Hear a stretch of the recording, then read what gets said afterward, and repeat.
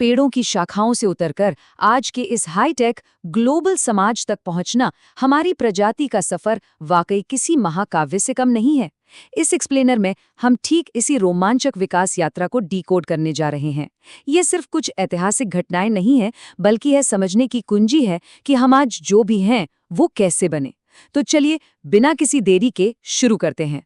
हम इस पूरी यात्रा को इन 5 अहम पड़ावों में बांटकर देखेंगे। पहला, होमो सेपियंस का उदय, फिर संज्ञानात्मक या कॉग्निटिव क्रांति, उसके बाद अफ्रीका से बाहर हमारा विस्तार, फिर कृषि की ओर हमारा बड़ा कदम और अंत में मानव बीमारियों की युग। हम देखेंगे कि कैसे हमारे हर एक बड़े कदम ने हमारे लिए बिल्कुल नई और अनोखी चुनौतियां भी खड़ी कर दी। तो पहला भाग, होमो सेपियंस का उदय। हमारी कहानी की शुरुआत होती है मौसम के एक बहुत बड़े बदलाव से, जिसने हमारे शुरुआती पूर्वजों को एक बिल्कुल नई दुनिया में खुद को ढालने पर मजबूर कर दिया।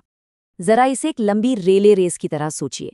लगभग 80 लाख साल पहले अफ्रीका का मौसम सूखने लगा और घने जंगल सवाना के खुले मैदानों में सिकुड़ गए। इसी बदलाव ने हमारे पूर्वजों को पेड़ों से नीचे उतरने पर मजबूर किया। नतीजा, करीब 4 लाख साल पहले ऑस्ट्रेलोपिथेकस ने 2 पैरों पर चलना शुरू कर दिया। फिर 20 लाख साल पहले होमो हैबिलिस आए, जिन्होंने पत्थर के औजार बनाना सीख लिया। इसके बाद 15 लाख साल पहले होमो इरेक्टस ने आग पर काबू पाकर एक बहुत बड़ी क्रांति ला दी। आग से सिर्फ ठंडी दूर नहीं हुई, बल्कि नए इलाकों में जाने के रास्ते भी खुल गए। और इसी लाखों साल की लंबी जद्दोजहद के बाद लगभग 3,15,000 साल पहले आधुनिक होमो सेपियंस का उदय हुआ। अब जैसे जैसे हम विकसित हुए, हमारे शरीर में बहुत ही स्पष्ट बदलाव आने लगे। हमारे पूर्वजों का शरीर बहुत भारी भरकम और कंकाल काफी मजबूत हुआ करता था, लेकिन धीरे धीरे हम काफी पतले और छरेरे यानी ग्रेसिल ढांचे में तब्दील हो गए। भोजन पकाने और औजारों के इस्तेमाल के कारण बड़े दांतों की जरूरत खत्म हो गई, इसलिए दांत छोटे हो गए और चेहरे की बनावट भी काफी बदल गई। अगर हम इन प्राचीन और आधुनिक कंकालों की तुलना करें तो ये बदलाव बिल्कुल साफ दिखता है। देखिए कैसे आधुनिक इंसान की खोपड़ी में माथा एकदम लंबा और सीधा हो गया। क्यों? ताकि हमारे विकसित होते दिमाग, खासकर फ्रंटल लोब, को पर्याप्त जगह मिल सके। इतना ही नहीं, गर्दन के नीचे का हमारा पूरा कंकाल भी लंबी दूरी तक कुशलता से दौड़ने के लिए एकदम परफेक्ट बन गया। लेकिन यहाँ एक बहुत दिलचस्प बात है।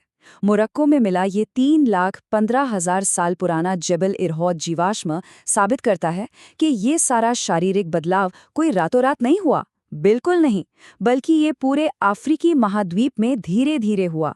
ये असल में प्राचीन और आधुनिक लक्षणों का एक मोज़ेक या एक जटिल मिश्रण था। चेहरे की बनावट तो आधुनिक थी, लेकिन खोपड़ी का आकार अभी भी प्राचीन और आधुनिक के बीच का ही था। चलिए आगे बढ़ते हैं भाग 2 की ओर, संज्ञानात्मक क्रांति या कॉग्निटिव रेवोल्यूशन। देखिए, केवल शारीरिक ताकत या बनावट ने हमें नहीं बचाया। असल में हमारे सोचने समझने के तरीके में जो जबरदस्त बदलाव आया, उसने हमें बाकी सभी जीवों से बिल्कुल अलग कर दिया। लगभग 70,000 साल पहले एक बहुत बड़ा कॉग्निटिव म्यूटेशन हुआ, जिसने हमें भाषा का एक बेजोड़ टूलकिट दे दिया। अब हम केवल यह इशारा नहीं करते थे कि वहाँ खतरा है, बल्कि हम अपने पर्यावरण, आसपास के लोगों और यहाँ तक कि भविष्य की जटिल से जटिल जानकारी को ग्रहण कर सकते थे, याद रख सकते थे और एक दूसरे के साथ शेयर कर सकते थे। शुरुआत में एक दूसरे के बारे में गपशप या गॉसिप करना हमारा सबसे पहला सोशल ग्लू था, जिसने कबीलों को बांधे रखा। लेकिन रिसर्च बताती है कि आपसी घनिष्ठता और गपशप पर टिके किसी भी समूह की एक प्राकृतिक अधिकतम सीमा होती है, और वो लिमिट है ठीक 150 लोग। तो अब एक बहुत ही बड़ा सवाल उठता है, जब कोई समूह 150 के इस नेचुरल लिमिट को पार कर जाता है तो क्या होता है? हजारों अजनबी लोग जो एक दूसरे को ठीक से जानते तक नहीं, वो आखिर एक साथ मिलकर काम कैसे कर सकते हैं? इसका जवाब है हमारी साझा कल्पना। हमने मिथक, देवी देवता और कानून या मानवाधिकार जैसी कल्पित व्यवस्थाएं बनाईं। हाथी दांत पर उकेरा गया ये प्राचीन लॉयन मैन इसी साझा कल्पना का एक बहुत ही शानदार प्रतीक है। ये सिर्फ कोई सजावट की चीज नहीं थी, बल्कि ये एक ऐसी शक्तिशाली भाषा थी जिसने अजनबियों को भी एक ही कहानी और विश्वास के धागे में पिरो दिया। इसी कॉग्निटिव छलांग ने मृत्यु के बाद के जीवन यानी आफ्टर लाइफ के विचार को भी जन्म दिया। काफी ज़हन में मिला ये दफन स्थल इसका एक बहुत ही भावुक सबूत है। यहाँ एक किशोर के शरीर पर जानबूझकर हिरण के सींग रखे गए हैं। ये केवल एक शरीर को ठिकाने लगाना नहीं था, बल्कि ये एक प्रॉपर अनुष्ठान था जो हमारे पूर्वजों की गहरी भावनाओं और मान्यताओं को दर्शाता है। अब आते हैं भाग 3 पर, अफ्रीका से बाहर विस्तार। अपने इस नए तेज दिमाग और किसी भी माहौल में ढल जाने की गजब की क्षमता के साथ मानवता ने पूरी दुनिया में फैलना शुरू कर दिया। अफ्रीका से बाहर निकलते हुए हमारे पूर्वजों ने मिडल ईस्ट और उसके भी आगे पलायन किया। चाहे वो कड़कड़ाती ठंड वाले बर्फीले पहाड़ हों या फिर एकदम घने उमस भरे जंगल, वे हर जगह खुद को ढालते चले गए।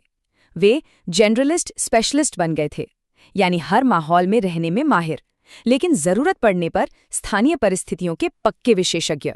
जब हमारे पूर्वज यूरोप पहुंचे तो वहां उनका सामना पहले से ही बसे हुए निएंडरथल इंसानों से हुआ, जो शारीरिक रूप से हमसे कहीं ज्यादा ताकतवर थे। लेकिन जीत आखिर किसकी हुई? हमारी। क्योंकि हमारे बेहतर सोशल नेटवर्क, गजब की संवाद क्षमता और साझा कहानियों ने हमें संगठित रखा और हम पूरे महाद्वीप पर हावी हो गए। भाग 4, कृषि में बदलाव। मानव इतिहास का एक और बहुत बड़ा टर्निंग पॉइंट करीब 12,000 साल पहले आया, जब मौसम में हुए एक भारी बदलाव ने हमारे जीने का तरीका ही पूरी तरह से पलट कर रख दिया। हुआ ये कि हिमयुग यानी आइस एज खत्म हो रहा था और धरती गर्म हो रही थी। तब इंसानों ने एक बहुत बड़ा फैसला लिया, खानाबदोश जीवन छोड़कर एक जगह बसने का। हमने खेती करना शुरू किया, जानवरों को पालतू बनाया और स्थायी गांव बसाए। एक जगह पक्का खाना मिलने की वजह से जनसंख्या में जबरदस्त उछाल आया और व्यापार के नए रास्ते खुलने लगे।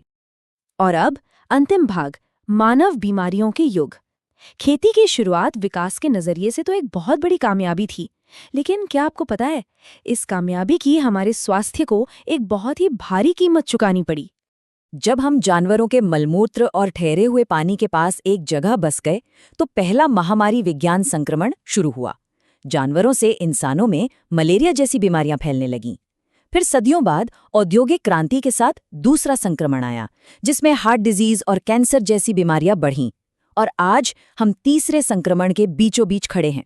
इसे कृषि का विरोधाभास या एग्रीकल्चरल पैराडॉक्स कहते हैं।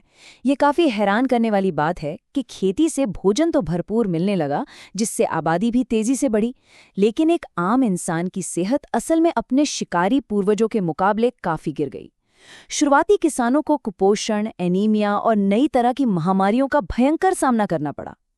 और आज हम जिस तीसरे संक्रमण का सामना कर रहे हैं वो और भी खतरनाक है। जंगलों की कटाई, अंधाधुंध ग्लोबल ट्रैवल और खेती व चिकित्सा में एंटीबायोटिक्स के भारी इस्तेमाल के कारण ऐसे खतरनाक संक्रमण रोग फिर से उभर रहे हैं जिन पर अब कोई दवा असर नहीं करती। हम सचमुच एक ग्लोबल वायरल सुपर हाईवे पर जी रहे हैं। तो अफ्रीका के सवाना के उन खुले मैदानों से शुरू होकर आज के इस मॉडर्न हाइपर कनेक्टेड समाज तक का हमारा ये सफ़र लगातार जारी है। लेकिन इन सब बदलावों को देखकर एक बहुत ही अहम सवाल उठता है, बदलते पर्यावरण और इन नए माइक्रोस्कोपिक खतरों के बीच मानवता का अगला बड़ा कदम क्या होगा? हम खुद को आगे कैसे बदलेंगे? ये एक ऐसा सवाल है जो तय करेगा कि इस धरती पर हमारी कहानी का अगला अध्याय क्या होगा।